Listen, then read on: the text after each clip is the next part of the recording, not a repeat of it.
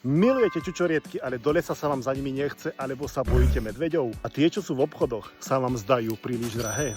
Mám pre vás super tip. Priamo v Bobrove na Orave si viete nazbierať krásne, veľké, šťavnaté kanadské čučoriedky. Nebojte sa, žiaden les ani medvede. Čučoriedky zbierate bezpečne priamo v udržiavanom sade. Samozber nájdete v spomínanom Bobrove necelých 20 minút autom z námestova. Posledných asi 5 minút vedie cesta po poľnej ceste. Zbierať môžete až do konca augusta. Zaplatíte len za to, čo si nazbierate a platiť sa dá aj kartou. Samozber, to je tu. To keď si nazbierate, Áno, tak my. to 5 eur za kilo. A normálne prídete takto rukami, si nazbierate, ale zľahka, lebo toto mi zostalo. Ostane sa ešte dozrieť. Hej, vy Áno, musíte samo tak, ako tak pôjde. hej, zľahka. Daj opatrenie, aby tieto zelené ostali. Áno. Normálne si to celé chytia, iba si to pomožli.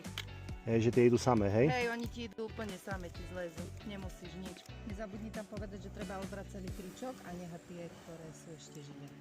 Dobre, už to tam bude. Tak to si nedoniesie nič, tak vy mu dáte aj vedierka na zbieranie, aj krabičku.